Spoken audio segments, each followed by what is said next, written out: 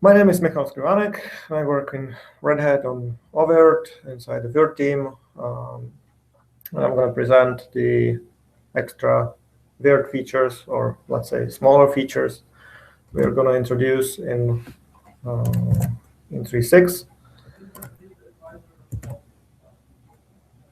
So let's start. What are those little features? So we're going to introduce a new machine type based on RHEL 7.2. I'm going to talk a bit later about what it is. We also have some specific CPU and machine type overrides possibilities as a new thing. A bunch of Windows enlightenments. A new QEMU feature of I/O threads, also known as virt I/O block data plane, which should improve the I/O performance. And again, thanks to new QEMU, new auto convergence and compression support inside QEMU KVM.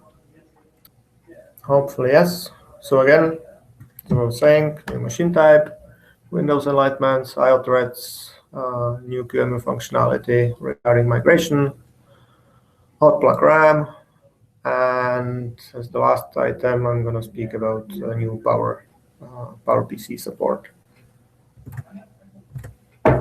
Great. Screen sharing works.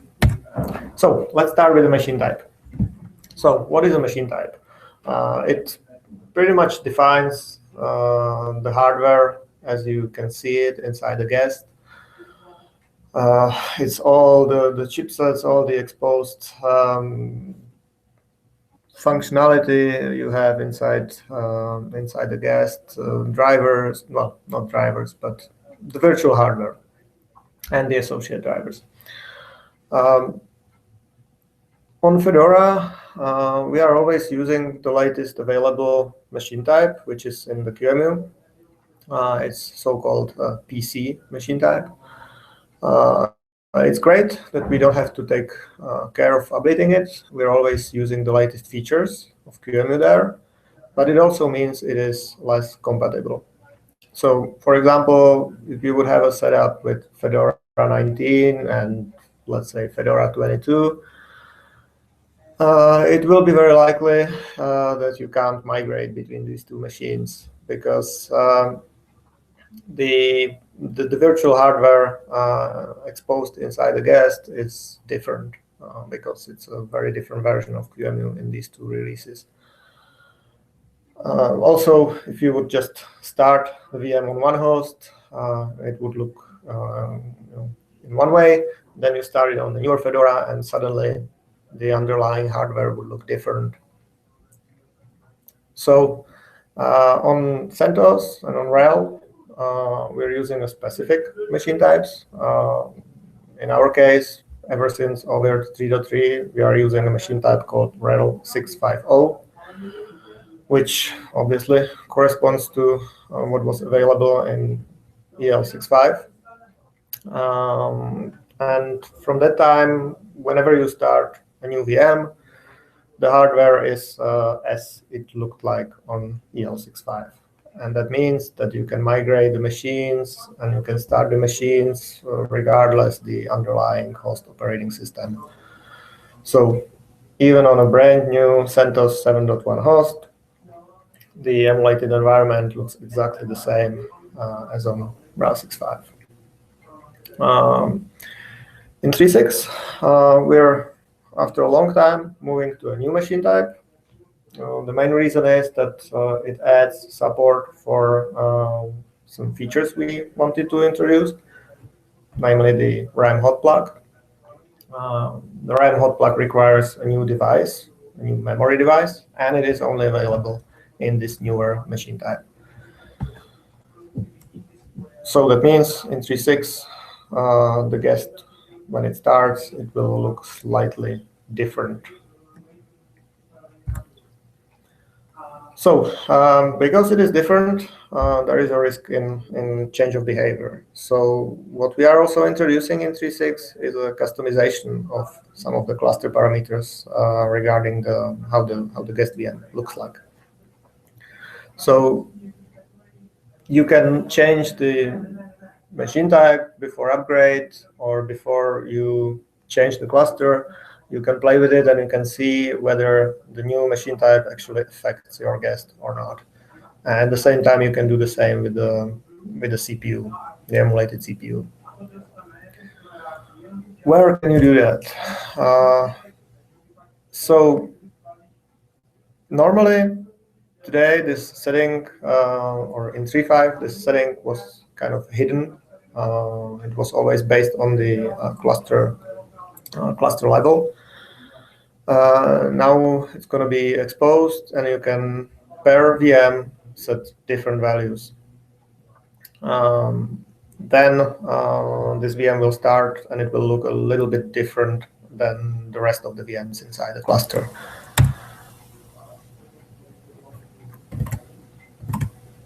Okay, so the override inside the VM dialog is right here, as you can see. So per VM level, you can use a custom emulated machine. There's a little field which has a list of available machine types. Sometimes they may look a little bit cryptic, but well, that's why we are pulling the information from all the guests and present you the list of available machine types and CPU types. So you can save that, run the VM, and see how does it behave. And when everything is working fine, you can change the global cluster level and remove the override. If you have any questions to the individual features, please let me know on the IRC. Otherwise, I'm moving to the next feature, which is the Hyper-V or Windows enlightenments. This is a functionality which emulates some extensions which are present in the Microsoft Hyper-V hypervisor, where the Windows OS is taking advantage of these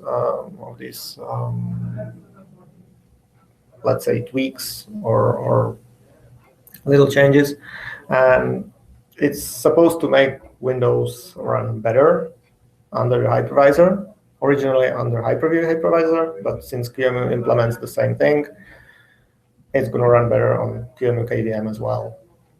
So it's supposedly safe to be enabled for all Windows VMs. So that's what we do by default, even though only more recent Windows will actually use any of these, because Hyper-V was only introduced a couple years ago. In case it actually does cause some issues, there is an OS info level override, which allows you to per operating system either change it or disable it if you see some issues. What it actually does is that it should improve the clock stability and the drifting when you are running the guest. As you know, sometimes under the load, the system clock can wander off and out of sync. And it also should improve the reliability. So sometimes when you put a really high load on that Windows VM, you would see that infamous blue screen of death.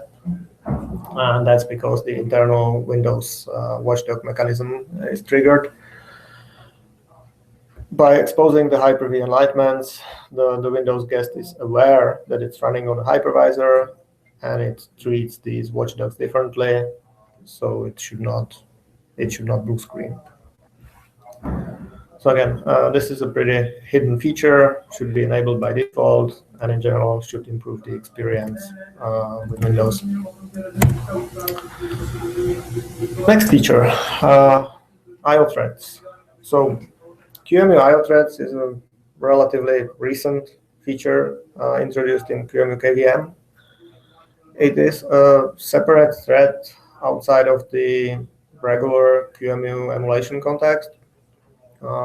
It kind of offloads the I/O operations from the general emulation. should greatly improve, and well, the tests prove that as well, that it greatly improves the performance of the I/O, specifically I/O workloads. So every disk inside a VM with virt interface can have a dedicated I/O thread, which is handling the I/O of that disk. There can be more than one of these I/O threads, and you can combine it. I mean, there can be multiple disks using the same I/O thread. There can be one disk which is distributed among plenty of other threads.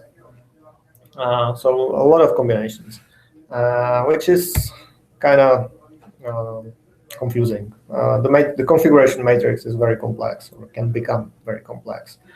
So what we try to do in oVirt is to find some reasonable balance between the complexity of the setup and the usability, and still keeping the benefit of increased performance. So what we allow is to configure only the number of the I/O threads with the most simple default of 1. And all that specific pinning and like CPU pinning and all that, that is not exposed at all. And we just automatically go in a round-robin fashion and assign each VM's disk to one of these threads. So in the most simple example, with just one thread, we will just start one new thread, which is handling all the I/O operations.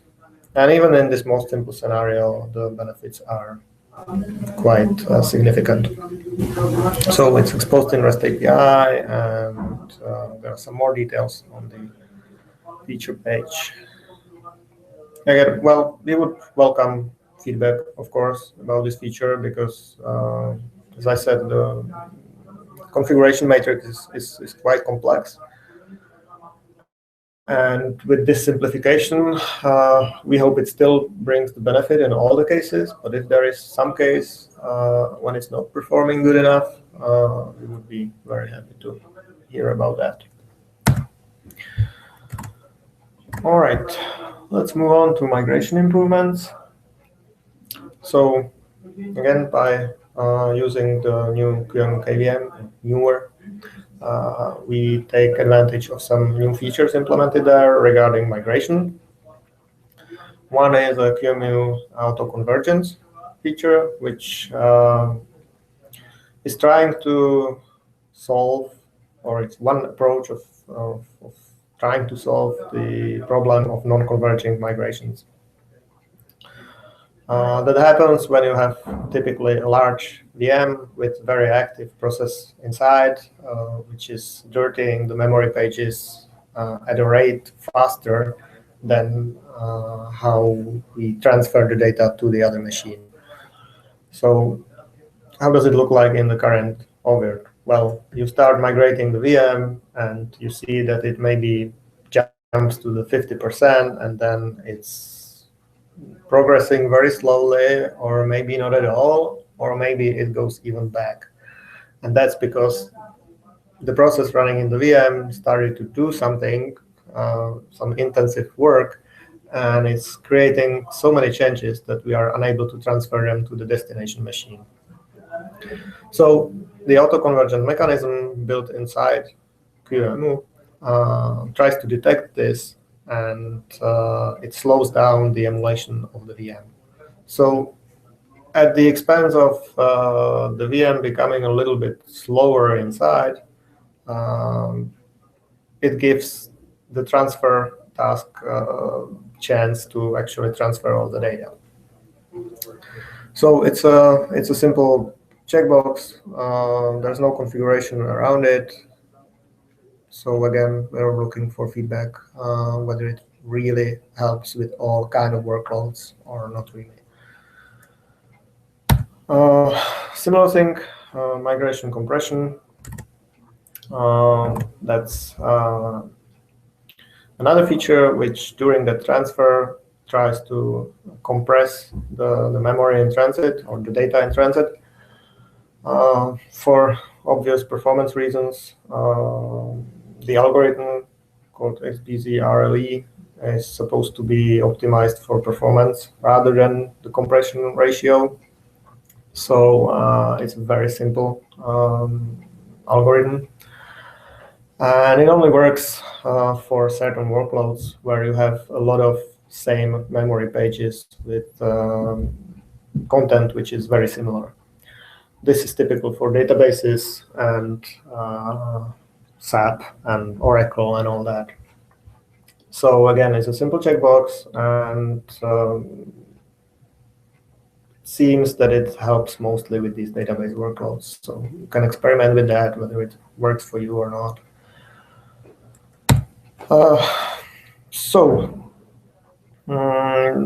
The configuration of these two things, these two new features, is several-fold.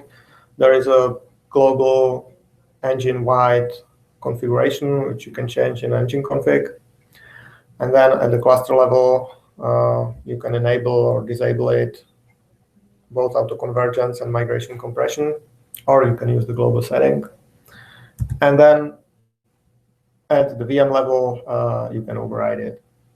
So a nice example would be, for example, for that compression, if you would find out that for your environment, it doesn't really help too much and it only increases the load on the hypervisor during migrations, you may want to choose to disable it globally, and only for your specific Oracle VM, you can override it here and enable the compression only for that one particular VM.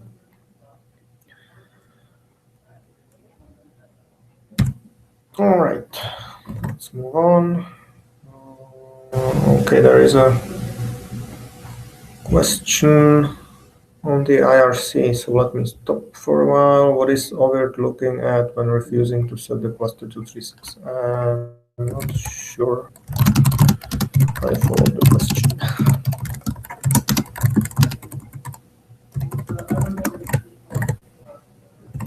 Let me continue with the hot plug RAM.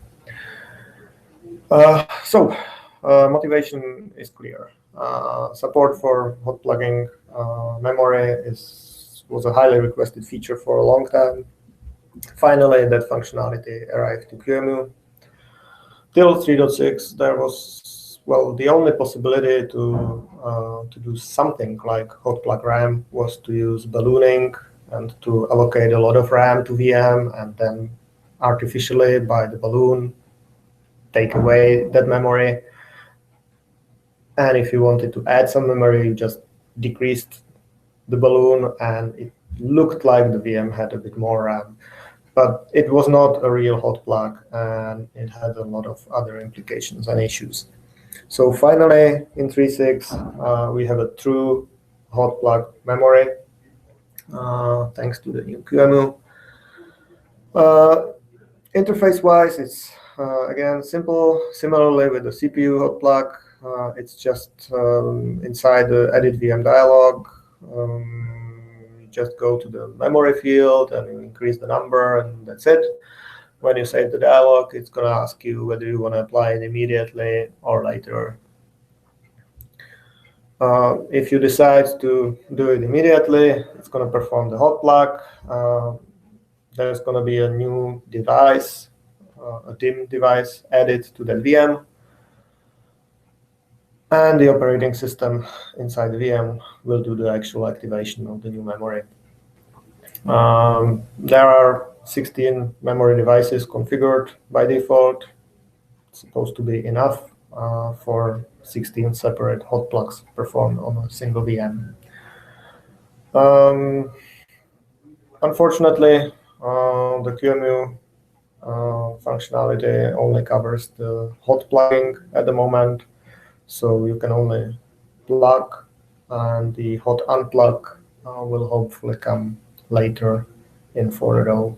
No, we'll see. So again, how does it look like inside the GUI? So when you change it in the edit VM dialog, it will ask you, or it will tell you that several of the items, well, in this case, only one item, the memory, is applicable immediately. So you can choose. If you choose to not apply it immediately. Nothing's going to happen, no hot plug. It's just the regular old functionality. It will just change in the configuration. You will have to shut down the VM and start it again to have more memory. So if you don't check the checkbox, it's going to be applied right now. Hot plug will happen, and you can double check that in the subtab of VM devices. By the way, that's a new subtab introduced in 3.6, which lists the devices as they are seen inside the guest. And so here you can see that the new memory device appeared with the size of 1024 kilobytes, megabytes.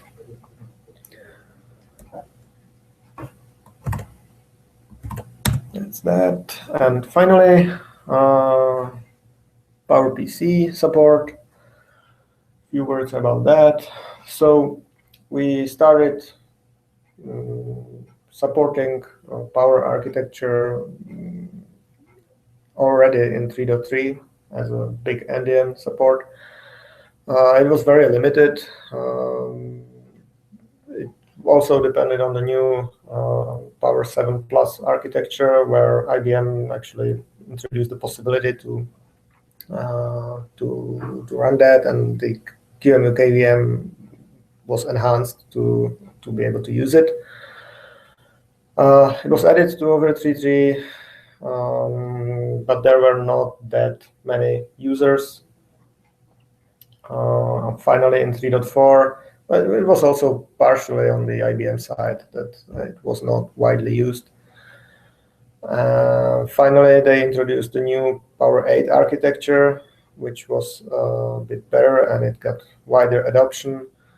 And in 3.4 oVirt, we added the support of a new platform, new operating system on the host called Power KVM, which is a specific distribution which runs on Power 8. It's slightly different. It's based on Fedora, but still for oVirt, it's a different kind of operating system to support at the host level. And there was some adoption that was good, but we were ultimately going into, well, for us, better solution that finally arrives in 3.6. And that is a standard operating system support inside RHEL and CentOS. So we kind of orphaned the Power KVM 3.4 support in 3.5. We didn't really do too many enhancements there because we were focusing on supporting 3.6. So once CentOS 7.2 will come out, there will be a proper PowerPC 64 little endian support, and the VDSM and all the host related features should work there the same way as on x86. So this is obviously a big advantage for us from our point of view, that we will not have to maintain a separate operating system support, but it's just going to be the same EL as on x86. Functionality-wise, everything on Power is supported the same way as on x86. Everything should work. You should be able to run Power-based operating systems. There are just a few functionality gaps in QEMU there, and on our side as well. So we only support hosts. The engine still needs to run on x86. This is, again, just for the simplification of the support. And some functional gaps. For example, the Power-based KVM doesn't support SPICE. You can only use VNC. And also, currently, the hot plug, PCI hot plug, is not currently working. It's going to change, but probably not in time for 3.6 GA. But in general, it works very well, and you should not be able to tell any difference from regular x86 hosts, well, other than the ability to run Power-based guests. So that's about it. Now questions. So let me see if there's anything on the, oh damn it, I have to stop the sharing. If there's anything on the Hangout or IRC.